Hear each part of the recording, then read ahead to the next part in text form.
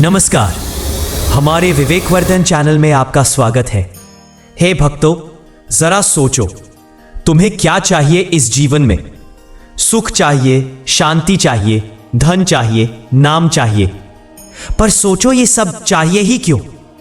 हर इंसान कुछ ना कुछ चाहता है। कोई चाहता है बेटा, कोई बेटी, कोई चाहता है नौकरी, कोई व्यापार, कोई चाहता है कि उसका जीवन साथी उसकी हर बात माने, कोई चाहता है घर, कोई कार। पर बताओ, चाहतों की कोई सीमा होती है क्या?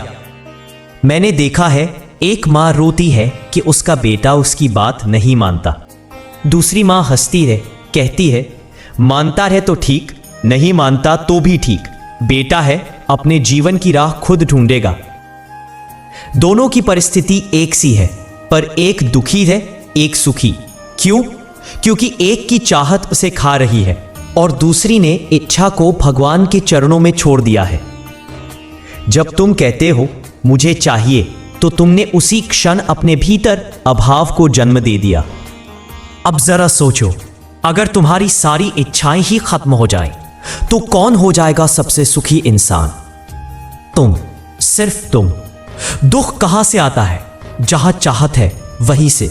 जहां इच्छा है वहां अधूरापन है, जहां अधूरापन है वहां दुख है।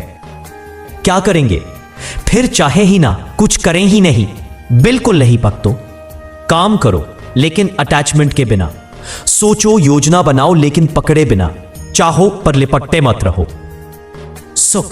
सुख तो बड़ा चंचल है भक्तों, आज है कल नहीं।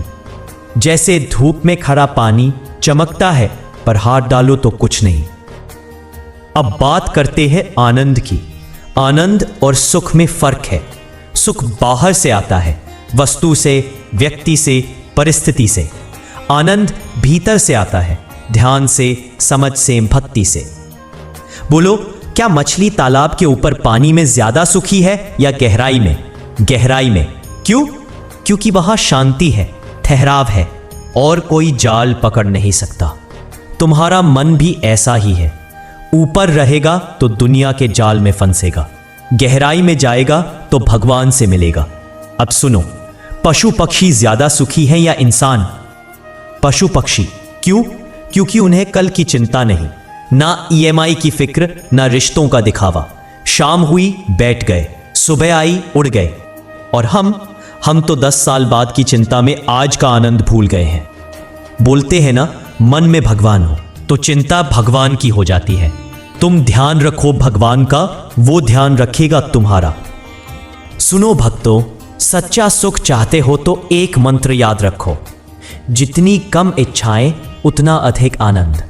सुदामा जी को देखो, न महल की कामना, न रथ की इच्छा, पर जो मिला वो सबका राजा। क्यों? क्योंकि उनके पास आनंद था, कृपा का रस था। पर हम दिखावे में जी रहे हैं। बाहर से हंसी, अंदर से चिंता। बाहर से रॉयल, अंदर से टूटे हुए। कोई पूछे कैसे हो तो बोलते हो सब बढ़िया है, पर मन वो चुपचाप रात को तकिए में भीगता है। ऐसी जिंदगी क्यों जी रहे हो जिसमें तुम खुद को ही ना पहचानो? अब सुनो, सुख और आनंद में क्या अंतर है? सुख आता है, जाता है, आनंद बस होता है। सुख की एक छाया है, दुख। अगर तुम सुख को पकड़ा तो समझ लो दुख पीछे खड़ा है। वो न दुख में डूबता है, न सुख में उड़ता है। संत लोग सदा आनंद में रहते हैं, चाहे परिस्थिति कुछ भी हो। वो भीतर मुस्कुरा रहे होते हैं। तुम भी वैसा ही बनो। किसी को छोटा मत समझो, किसी से ईर्ष्या मत करो। दूसरों की खुशियां देखकर मन में शत्रुता मत करो, बल्कि जब किसी और को खुशी मिले तो तुम भी मुस्कुराओ। बड़ा बनना है ना, तो भीतर से बनो, दिखावे से नहीं, व्यवहार से।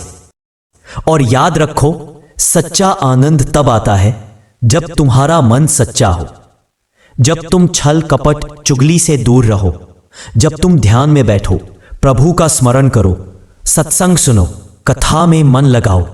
फिर देखो, दुनिया में रहते हुए भी तुम दुनिया से ऊपर हो जाओगे। ये मत पूछो भगवान क्या कर रहे हैं, पूछो हम उनके लिए क्या कर रहे हैं। मन को शांत करो, ध्यान लगाओ, जो भी मिले उसी में सुख पाओ, क्योंकि चाहत छोड़ दो तो प्रभु की कृपा हर क्षण बरसती है। दोस्तों, अगर आज की बातें आपके दिल को छू गई हो, अगर आपको कहीं अंदर से शांति और आनंद का एहसास हुआ हो, तो इसे सिर्फ अपने तक मत रखें, अपने परिवार और दोस्तों के साथ भी शेयर करें।